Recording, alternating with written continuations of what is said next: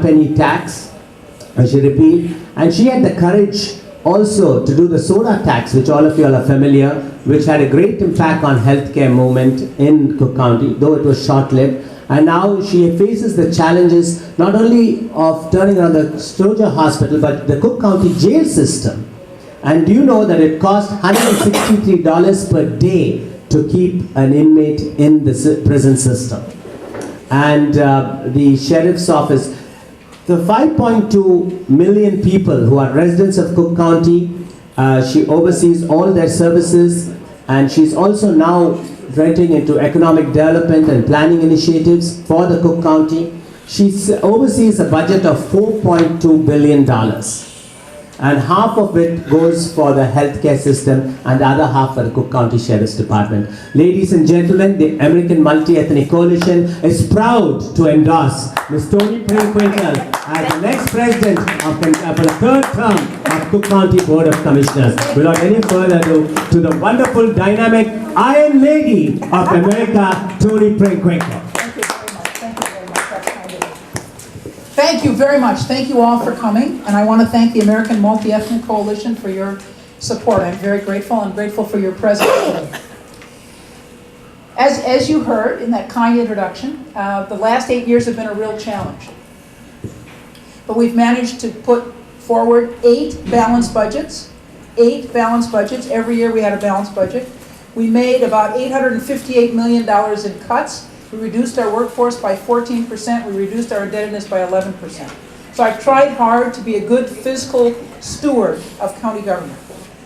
And I believe, as I know you all do, that it's very important that government be reflective of the people that it serves. And I'm very proud of the fact that we have a very diverse cabinet and a very diverse leadership in the county. And actually, 2 of my 6 bureau chiefs come from the South Asian community. Amar Ridzki is an immigrant from Pakistan. He heads our Bureau of Finance, and our Bureau of Asset Management, which is responsible for all of our facilities, is headed up by Ann Kalil, and she's from the Indian American community. So 2 of our 6 bureau chiefs come from the South Asian community, and they're immigrants from South Asia. I believe that it's important, as I said, that the county be as diverse as the people that it represents. And so we tried to provide opportunity for everybody to be leaders in Cook County and to be part of our government. As you heard, half of our budget is healthcare. And we know that the South Asian community is well represented among healthcare providers. Half of our budget is healthcare. It's Stroger Hospital, it's Providence Hospital, and then 16 clinics around the county. And those clinics and those hospitals have always taken any person who comes to the door, regardless of your gender, your race, your national origin, your religion, your ability to pay. We take anyone who comes to the door. And we've done that for more than 180 years. More recently, we've been able to do it and operate in the black because of the Affordable Care Act. President Barack Obama's legacy legislation that enabled many, many more people to have access to health care than was previously the case. We have a Medicaid expansion program for people 19 to 64, and that program serves 350,000 people who either had no insurance before or only had it sporadically with their job. So we've made some real strides in the provision of health care as a result of the Affordable Care Act, and I'm very grateful to President Obama for that legislation. As you heard, a considerable portion of our budget also goes to criminal justice. 50% is health care and about 39% is criminal justice, public safety. And we worked hard to see that people accused of nonviolent crimes do not wait the disposition of their cases in the jail. Because we had people who were accused of having a couple of marijuana cigarettes in their pocket or shoplifting, being in jail for weeks or months because they couldn't afford their bond. So we put a lot of emphasis on changing the way bond court operates to reduce our reliance on cash bond and reduce the number basically of poor people in the jail because they can't pay their cash bonds. We had 10,000 people in the jail on a daily basis when I came into office. We now have 6,200 people in the jail. And that's, thank you. And that means that people accused of nonviolent crimes are much less likely to be in jail as they await their trial than they were before. And that helps us as taxpayers as well, because as you heard, it's more than $160 a day to keep somebody in the jail. It's a very expensive proposition. So we're working hard on criminal justice reform, just as we're working to improve access and quality in our healthcare system. I've also put emphasis on economic development. So we've been working to combine our capital development, our community development, our building and zoning departments into one Bureau of Economic Development. And we also have 24 advisors in our Council of Economic Advisors, CEA, that provides us with help in how we should use our own resources and how better to relate to the business community. And we also have taken a leadership role in trying to bring together our 7-county region, which is the economic engine for the whole state. Northeastern Illinois is the economic engine for the whole state. So we brought together not just Cook and the city of Chicago, but Kane, Kendall, Will, McHenry, DuPage, and Lake to try to work together. And we've been working on a variety of economic development initiatives, transportation, distribution, and logistics, particularly truck permitting, because we're the capital of the Midwest. There's a lot of long-haul trucks that come through here and a lot of intermodal, train-to-truck and truck-to-train traffic. We're working helping small and medium-sized businesses export more. You all know the importance of exports. Export more because you have a better trajectory as a small business if you export. And finally, working in metal fabrication, because we've got a lot of metal fabricators in the 7-county region, and trying to help that part of our economy. Again, let me just say, I'm proud of the fact that Cook County is a sanctuary county, a welcoming county. I think the diversity of our county is our strength. And this is a county unusual in the United States in which more than half the people are people of color. It's about 25% Latino, 25% African American, 6% Asian. So a majority of the population in this county is people of color. And I'm very proud that the multi-ethnic coalition has decided that they will be supportive, and I'm very grateful for that support. I just want to thank you all. I'd be happy to take your questions. Thank you, Madam President. The floor is open to the media for questions. I think you can sit down. Oh, good. Thank you. Yeah, please. Most people, they're concerned about real estate tax. Real estate tax? Yes. Do you expect, it's going to be increased? Well, let me just say, it's hard to explain to people because Cook County assesses property, sends out the tax bill, collects the money. But our portion of the tax bill, what Cook County uses for its purposes, has stayed the same for more than 20 years. So Cook County hasn't raised property taxes in more than 20 years. Now, cities, towns, and villages have raised taxes, school districts have raised taxes, but Cook County has not. And it's a matter of pride to our commissioners that they have not. So I can't predict what's going to happen going forward, but that's the way we are now. So if property taxes may increase, but very likely it'll be because other units of government have increased property taxes. So that is a hint that property tax will go up. Well, for most local units of government, that's their main source of revenue. For every little city, town, village, that's how they get their money to operate, is property taxes. So I think that property taxes will continue to rise. I'm just saying that Cook County has not raised its property taxes as a government, as Cook County government, in more than 20 years. Your move for the solar tax was a good move.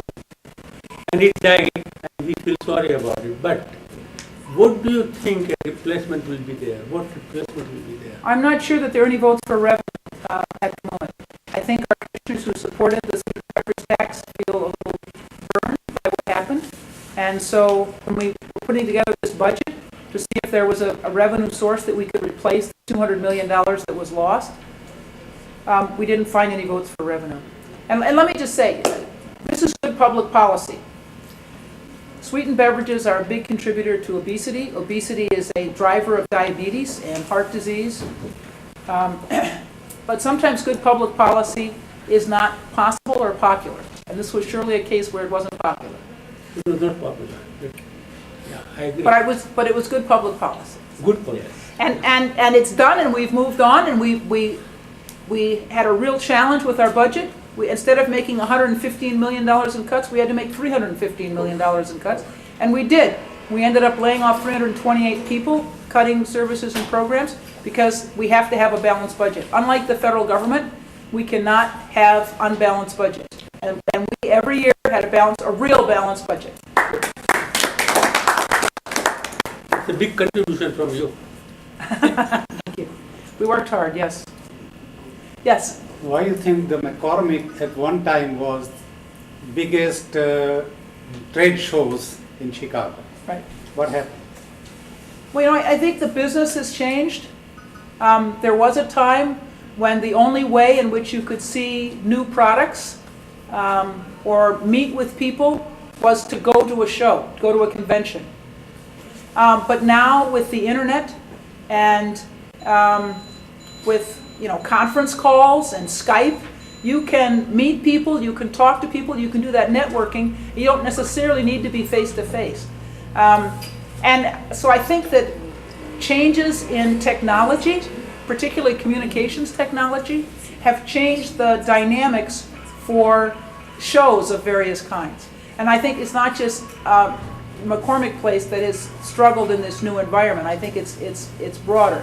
We're also, frankly, in a part of the country where the weather's pretty miserable in the winter. And so some of the warmer places, like Las Vegas, for example, that are warm year-round have some advantages over us in terms of attracting people in the winter months. So, I will give you a little hint. sure. I was very active in McCormick Place, and the trade started moving out because there was a rules and regulation of unions. That if I have booth there and if I bring my product, I can't even take my suitcase inside. I have to have a union guy to carry my suitcase. So cost and effect was so depressing that the whole industry moved to Atlanta and Las Vegas and Georgia. They started moving out.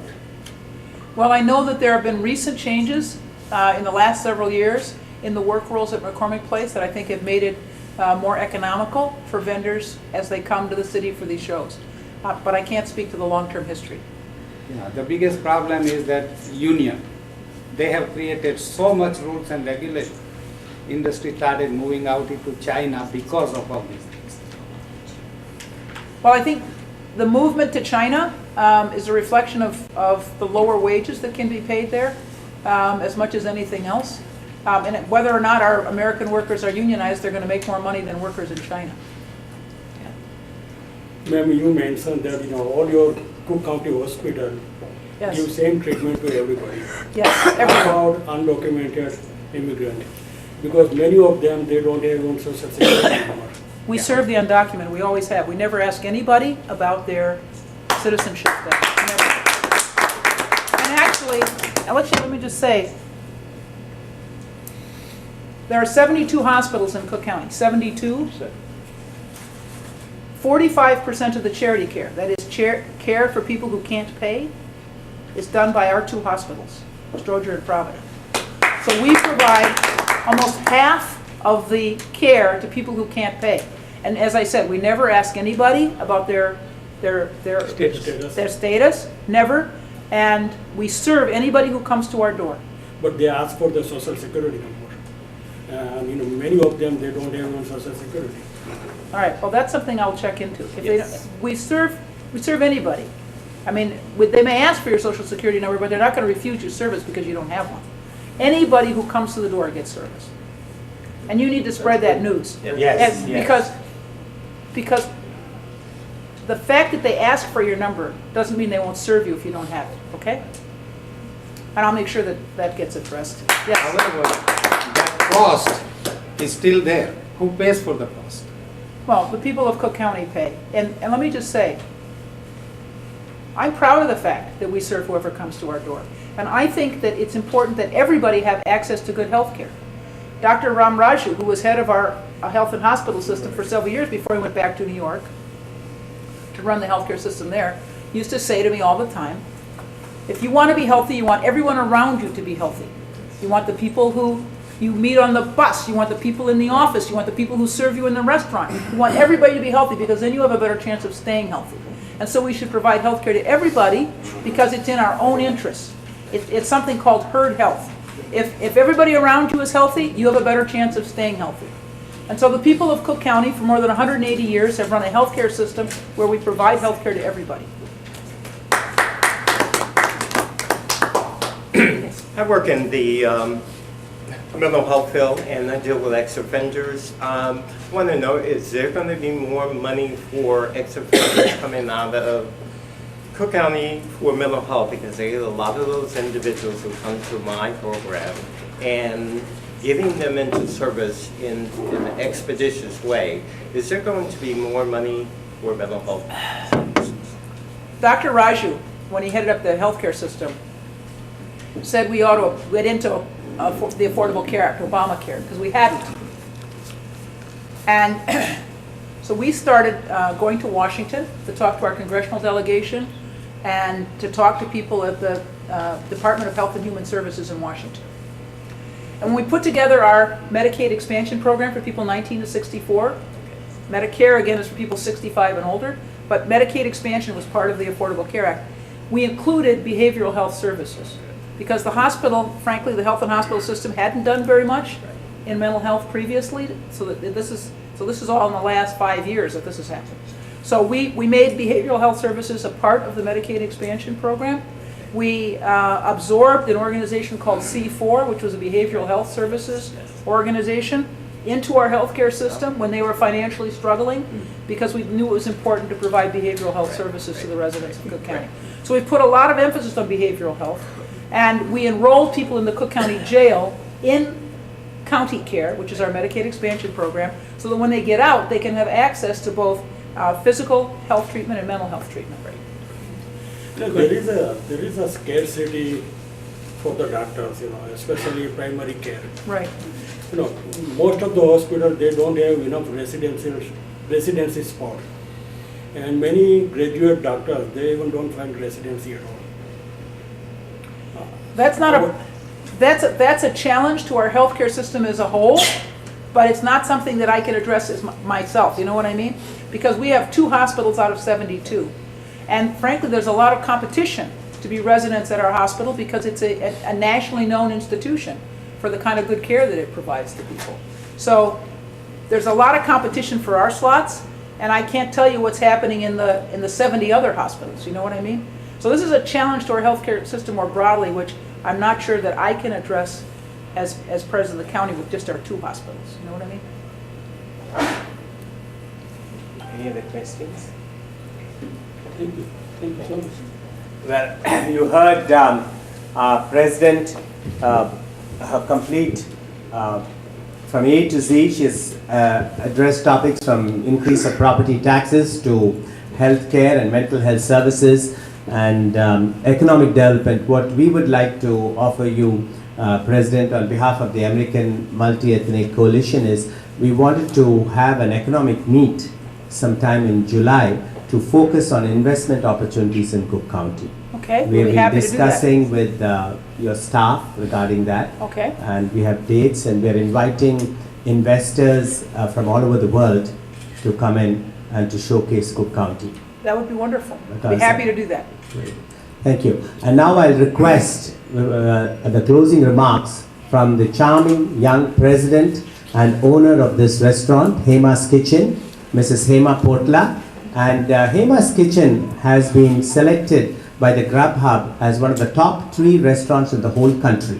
Oh my goodness. And please come, stand up, Ms. Hema ji. Please stand up. And she would like to say, stand up to the president.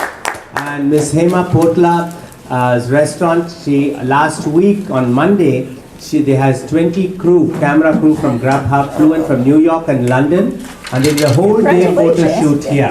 And she's been featured along with the other restaurant in Miami and things. So let's give it up to Ms. Hema Potla. And she'd like to say a few words to appreciate from one most successful woman entrepreneur to a very dynamic woman leader. It's very sweet of you, Vijay, and thank you very much for ma'am for coming here. Thank you very much for inviting me. Yeah, and I appreciate and do come back again. All right, once you that's a are deal. there. I like it and, Oh, okay.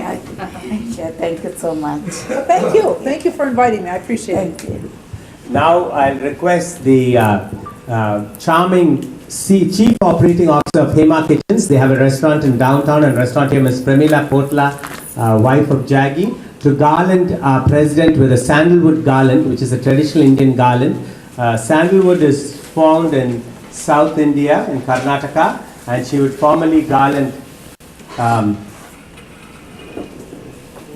the Honorable President.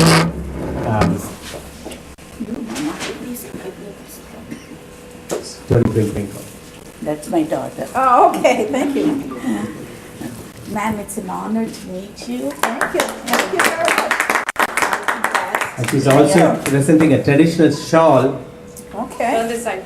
I think it's matching your black suit There we today. go. You know, one of Tony's favorite colors are Take some picture. aqua blue. That's right, thank you. Green. Thank you. Now we have in our midst the famous renowned artist, curator and jeweler, Padma Shri Dr. S.V. Ramarao.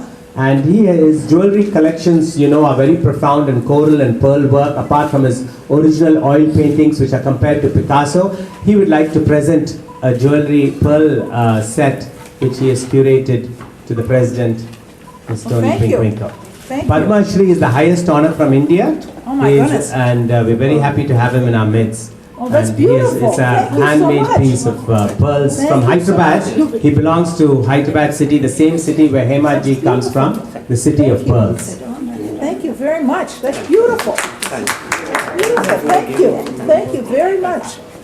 Thank you. And now I'll request Mr. Clarence Beals, who is the president of Jordan's Dreams, which is a group home for mentally disabled and clients who need support, who come out of the prison system. And he's also the executive director of the American Multi-Ethnic Coalition, and he's from the South Side. Mr. Clarence Beal will propose a vote of thanks. Yes, thank you.